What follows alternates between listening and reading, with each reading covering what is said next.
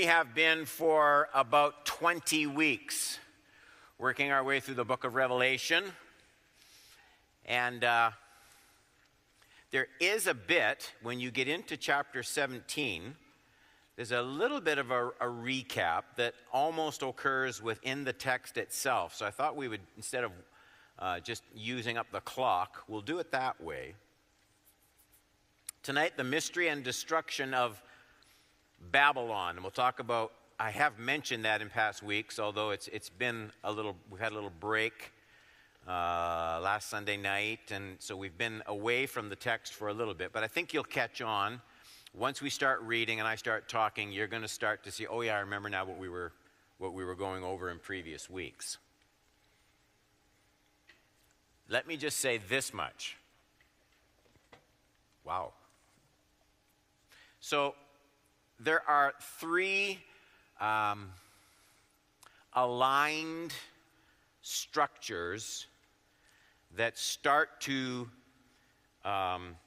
ferment and amalgamate and manifest themselves with greater and greater intensity as the seven seals and the seven trumpets and the seven bowls, as those things all start to unfold. You see behind them all, Revelation 12, the great dragon that John sees in these visions, these psychedelic kind of visions. And the hard part is to take those and say, what do they have to do with life in York Region in 2018?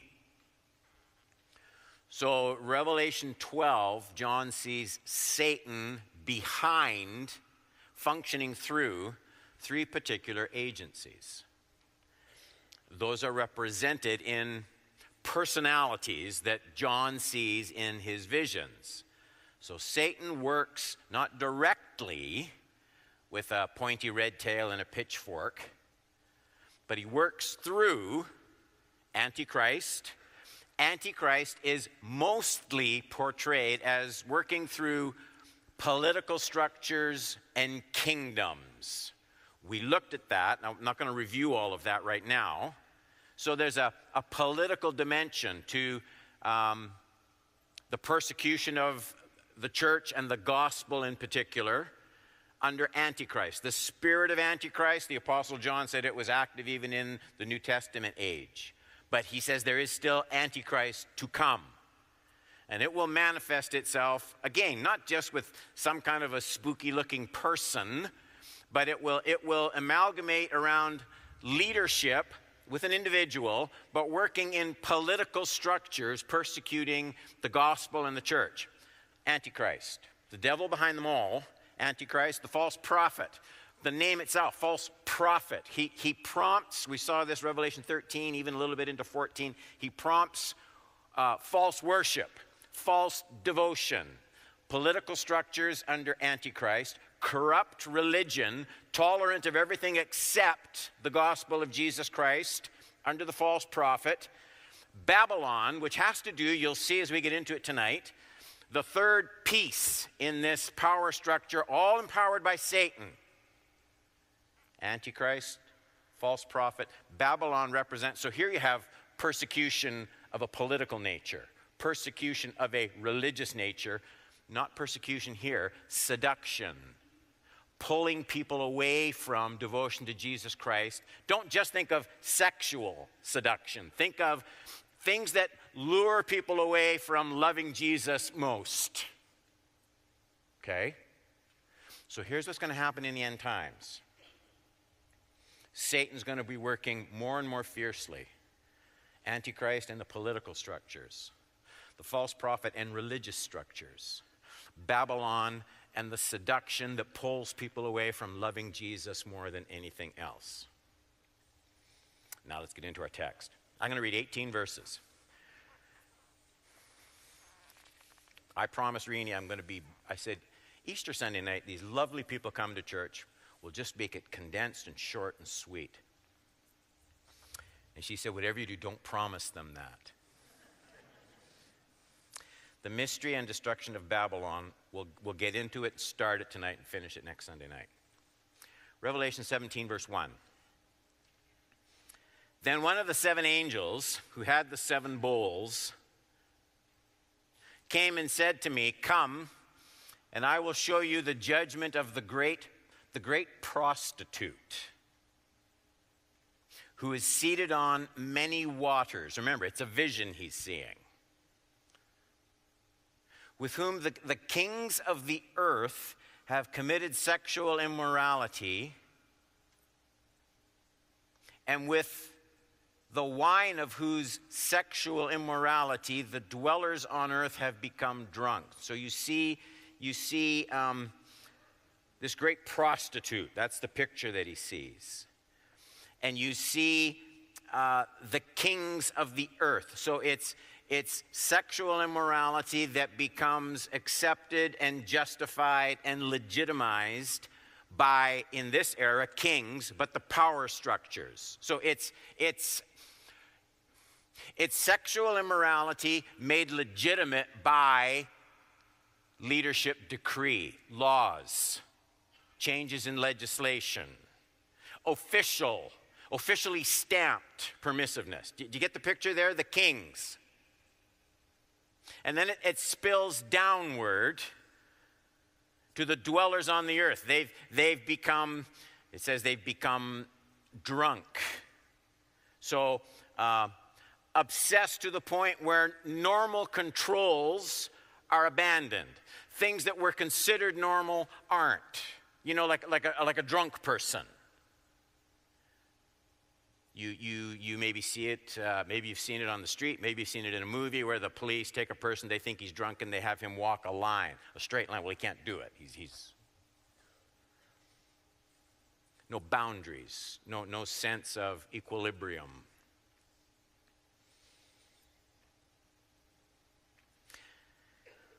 So this great prostitute, the kings of the earth, sexual immorality, becoming obsessive as it spills downward to the people. And I just want to say this. How seriously does God take the abandoning of his creative design sexually? Like, however used to it we get, what you see in this passage is God never adjusts, never accommodates. That it retains a repulsiveness in God's eyes that just due to our humanness, we find it hard to maintain that. We grow accustomed to the standards and mores of the culture in which we live. Even if on paper we're against it, the gut-wrenchingness diminishes. Not so with God. That's the message here. All right, too much talking, Don. Verse 3. "And he carried me away in the spirit into a wilderness, and I saw a woman sitting on a scarlet beast that was full of blasphemous names, and it had 7 heads and 10 horns." If you think about this now, we've seen this beast before in the book of Revelation. That's all I'm going to say. Verse 4. "The woman was arrayed in purple and scarlet and adorned with gold and jewels and pearls, holding in her hand a golden cup full of abominations, and the impurities are for sexual immorality." Let's be clear. By the way, one other thing. Let's be clear that what's being described here isn't sex. It's sexual immorality. I will never forget the day in this church, an elderly woman came storming, and that's the word, into my office because she had heard me say in church that, talking about the Song of Solomon, that I thought it was a biblical picture of married love between a husband and wife and the kind of sexual expression and passion and excitement that was supposed to be there. And she basically thought like I was antichrist just for even hinting something like that. So in case you're sitting here and you're under 30 thinking we Christians are just a bunch of old numb prunes who don't understand, God invented sex. Like, all Satan can ever do is take God's great inventions and muck them up. So it's sexual immorality that's being described here, not sex. 5. "And on her forehead was written the name of mystery, Babylon the Great, mother of prostitutes and of earth's abominations." And I saw the woman, this is interesting, drunk, not with wine now, drunk with the blood of the saints, the blood of the martyrs of Jesus. And when I saw her, I marveled greatly. But the angel said to me, why do you marvel? I will tell you the mystery of the woman and of the beast with 7 heads and 10 horns that carries her. What a vision John sees. Like, just putting this into words. The beast that you saw was and is not, and is about to rise from the bottomless pit to go to destruction. And the dwellers on earth, whose names have not been written in the book of life from the foundation of the world, will marvel to see the beast, because it was and is not and is to come. That's the second time he said that. Verse 9. This calls for a mind with wisdom. The 7 heads are 7 mountains on which the woman is seated. They are also 7 kings. How do you feel? You confused yet? 5 of whom have fallen. 1 is, the other has not yet come, and when he does come, he must remain only a little while. As for the beast that was and is not, it is an 8th, but it belongs to the 7, and it goes to destruction. And the 10 horns that you saw are 10 kings, who have not yet received royal power, but they are to receive authority as kings for 1 hour, together with the beast. And these are of one mind, and hand over their power and authority to the beast. They will make war on the Lamb, and the Lamb will conquer them. Why will the Lamb conquer them? Well, for he is Lord of lords and King of kings. And those with him are called and chosen and faithful. And the angel said to me, the waters that you saw where the prostitute is seated are the peoples and multitudes and nations and languages. So everything in this vision has a meaning other than just what John sees. The water isn't water, the angel says. I'm talking about people, a sea of people. And the 10 horns, 16, that you saw, they and the beast will hate the prostitute. They will make her desolate and naked and devour her flesh and burn her up with fire. For God has put it into their hearts to carry out his purpose by being of one mind and handing over their royal power to the beast until the words of God are fulfilled.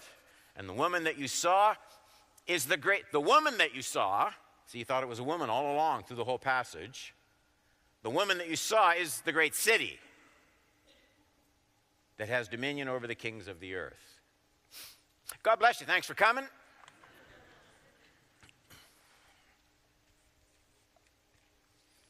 With the pouring out of the 7 bowls, what's the important point? 7 seals, 7 trumpets, 7 bowls. And the most important thing in the book of Revelation is what? Each of the 7s runs right to the very end of the book. The events pile up at the end of the book. And so with the pouring out of the 7 bowls of the wrath of God, John has taken us through the events of the great tribulation that is yet to come over the earth. All that's left after this is a more detailed vision of the conclusion. So here's what happens from 17 till the end of the book. The negative side of the very final events, the negative side is the destruction of Babylon and the powers of antichrist. That's in 17 and 18. And then after that, you have from the positive side, the establishment of God's new order, new heavens, new earth. That's 19, 20, 21, 22. It's interesting. It's interesting the way John's visions, and he must have been really confused. But it is interesting when we have it all down, it's interesting to see there is a symmetry here, kind of a parallel structure. So as the book of Revelation comes to a close, you see 2 cities that are going to be talked about. Babylon and the New Jerusalem. That's how the book's going to wrap up. You are going to see terms of 2 women. Negatively, this great harlot positively the bride and the marriage supper of the Lamb. And so that's how the book will wrap up. We're just going to get into tonight this great iniquity of Babylon, the first point in your notes. It's in the first 5 verses. It's interesting to me that one of the 7 angels, so these 7 angels come at the end and they're pouring out these bowls of God's wrath. We started looking at that. The striking thing to me is that there's a pause, not in the action, because that event hasn't happened yet, but a pause in the revelation, a pause in the visions. It's one of these angels comes as they're pouring out the wrath of God in these 7 bowls, and one of these angels actually stops right in mid-pouring and says to John, do you understand what you're seeing here? One of the 7 angels, verse 1, who had the 7 bowls came and said to me, come, and I will show you the judgment of the great prostitute who is seated on many waters. Now we know the waters are people, right? We were told that. With whom the kings of the earth have committed sexual immorality, and with the wine of whose sexual immorality the dwellers of the earth have become drunk, from the leadership down. How did all this happen? Well, he carried me away in the spirit. So John didn't actually move, carried me away in the spirit into a wilderness. So now all of a sudden he's in like a desert. And I saw a woman sitting on a scarlet beast that was full of blasphemous names. I'm reading this again because once we start talking about it, you need these words in your mind. I saw a woman sitting on a scarlet beast that was full of blasphemous names. So behind this sexual immorality, this abandoning of mores and standards from leadership down, behind it, there's this woman, but it's not just this woman, who's really a city, he tells us at the end, sitting on a beast. So it's empowered by something else. This immorality that we look at on sitcoms, we laugh, we think it's clever. Ooh, Friends, and isn't it neat seeing all this stuff? And there's such cool people. And in this vision, John sees, yeah, but see, underneath it, there's this beast with blasphemous names. There's a power behind the immorality that you see on the surface. Okay, that's the idea here. A woman sitting on a scarlet beast full of blasphemous names, and it had 7 heads, 10 horns. This is the kind of antichrist that we saw earlier. The woman was arrayed in purple and scarlet, adorned with gold and jewels and pearls, holding in her hand a golden cup full of the abominations of the impurities of her sexual immorality. And on her forename was written a mystery, Babylon the Great, mother of prostitutes and of earth's abominations. The placing of this woman that John sees is significant. We're told 2 things about her. Forget all the things we could guess about, and no one knows for sure. Here's 2 things we know. She's pictured sitting on many waters, verse 1. Then she's pictured sitting on a scarlet beast, verse 3. So he tells us, sitting on many waters, it seems contradictory, and then sitting on a scarlet beast. The many waters are explained as peoples, multitudes, nations, languages. That's in verse 15. So in other words, however we end up identifying Babylon that will be judged, it's not merely any one particular city. It represents the influence of immorality that sweeps over the earth. Then, in addition to sitting on many waters, she sits on this scarlet beast. And then in a very important explanation, John repeats some details about this beast that we've already seen.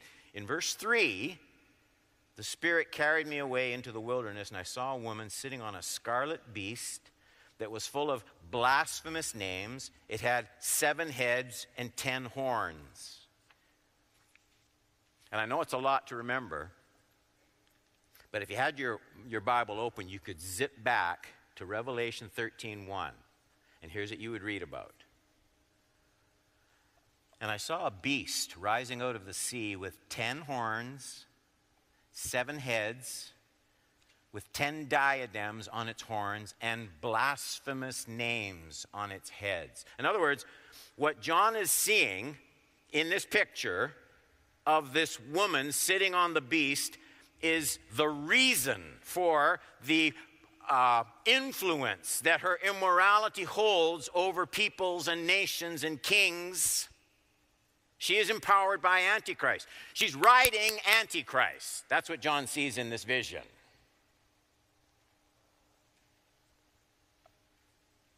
She's empowered by Antichrist. Who is empowered by whom? By Satan himself. So there's 2 important deals here. The woman is shown on the waters to show her relationship to the nations of the earth, the peoples of the earth. And then she's shown, the same woman, she's shown on the beast to show the source of her influence over the peoples of the earth, the power behind her. Her relationship to Antichrist, and through Antichrist, to the devil.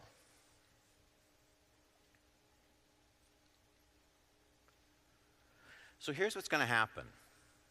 Don't let just the wildness of the vision rob you of the basic truths.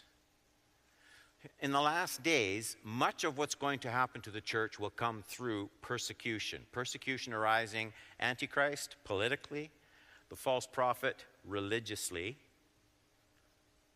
But as much, if not more, damage will be done to the church, not by the persecution of these two. Not everything's going to be achieved by persecution. So this picture of Babylon, this woman, this city, these peoples, this picture of Babylon as this great harlot illustrates that much of the damage that will be done to the church of Jesus Christ will be done not by persecution from Antichrist and false prophet, but by temptation, casual attitudes toward things. Why wouldn't we accept the sexual standards of the kings of the earth and our politicians and our movie producers, the people who write our blogs and who develop websites, the people who write music? Why wouldn't we adopt those standards? They're accepted. And so there'll be persecution, seduction.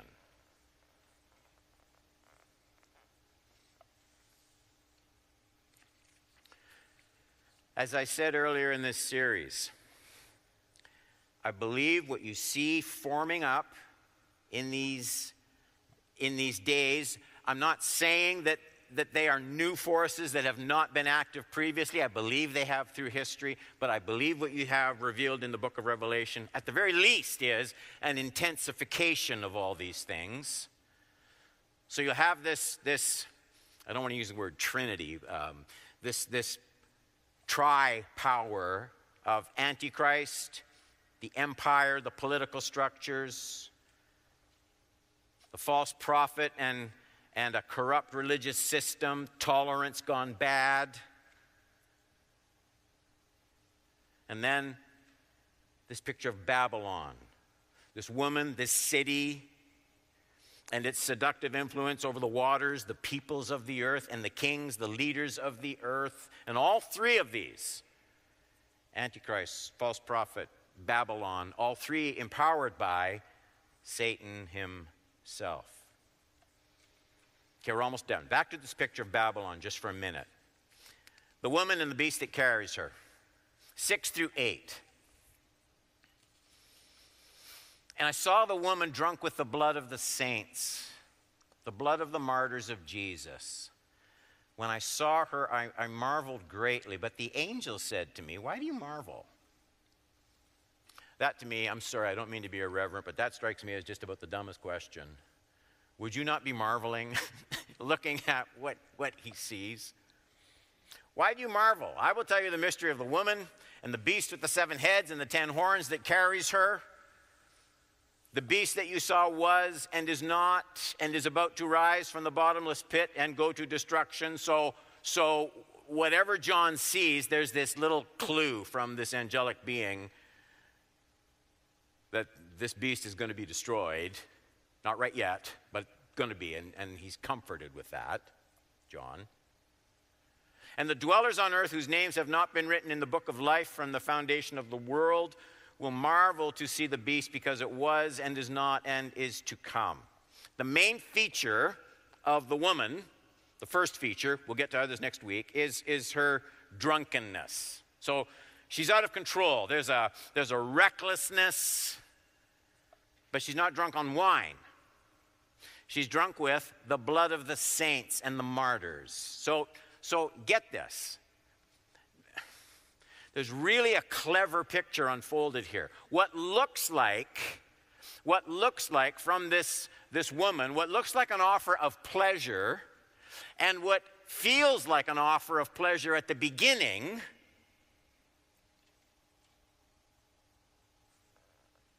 is going to end in destruction. There's a drunkenness in this woman, all right, which we know isn't a woman, it's a city, it's an influence. The drunkenness comes from the blood of the saints and the martyrs. At first, she seduces. But in her allegiance with Antichrist, remember the beast she's riding? Antichrist. Whatever appears in terms of temptation and seduction is going to end in destruction.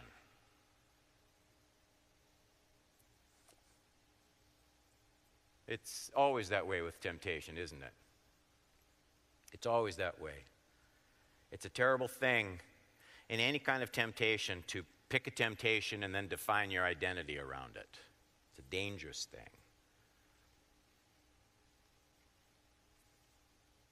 She is pleasing, alluring to those who are of the earth to follow in her ways, and at the same time, she's absolutely intolerant of those who reject her enticements, those who want to follow Christ. She will lead people into anything except devotion to Christ. Does that sound like the spirit of our age?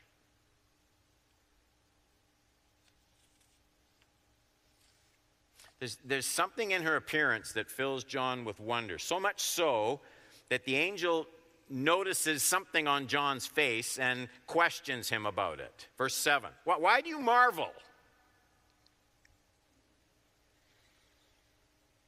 Probably, text doesn't say. We don't know. Probably what made John marvel or wonder was the fact that he had been told by the angel at the beginning of this vision, 17:1, first verse, about the destruction of Babylon. Okay? That's where he thought this was all going. And so far, all he sees in this vision is she looks powerful as she rides on all the power and influence of Antichrist. She looks rich, well-dressed, successful, drunk with her victory over the saints.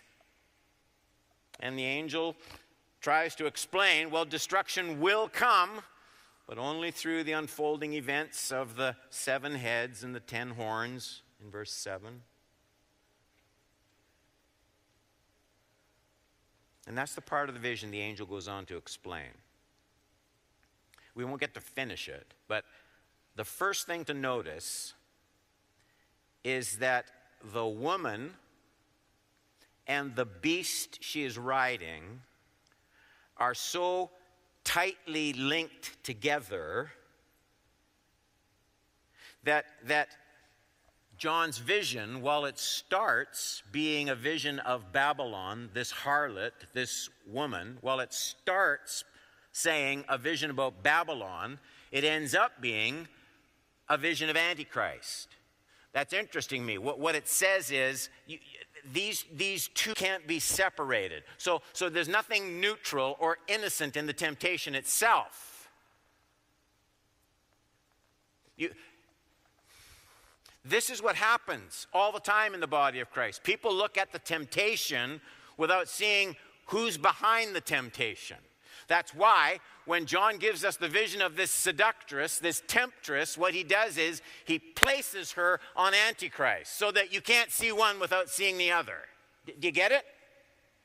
You can't just look at the temptation, you have to see the root of it. The explanation isn't just about the woman riding the beast. The explanation is of the woman and the beast she rides. Babylon and the beast. Two mysteries, but one, really. They're one in purpose. They're one in function. Of course, the hard part is in verse 8. And the beast that you saw was and is not and is about to rise from the bottomless pit and go to destruction. And the dwellers on earth whose names have not been written in the book of life from the foundation of the world will marvel to see the beast, because it was and is not and is to come. Though the big detail is obviously the repetition of that phrase concerning the beast, not talking about the woman anymore. The beast that he was and is not and is to come. Now, what John is doing, he's getting the very same picture of the beast that he received in Revelation 13. Let me just read it to you. This is a description now of the beast that this woman is riding in Revelation 17. One of its heads seemed to have a mortal wound, but its mortal wound was healed. And the whole earth marveled as they followed the beast. 13:12. It exercises all the authority of the first beast in its presence and makes the earth and its inhabitants worship the first beast. So the false prophet, making them worship Antichrist, whose mortal wound was healed. See, was, is not, and then it's the same idea, exactly the same idea. 13:14. And by the signs that it is allowed to work in the presence of the beast, it deceives those who dwell on the earth, telling them to make an image for the beast that was wounded by the sword and yet lived. So something repeated that frequently by John. It's meant to be seen as some kind of key interpretive element. Somehow, the beast, Antichrist, experiences these stages. It was, it is not, and it is to come. And that's what we're going to look at next Sunday night. You can put your notes away. Look at that.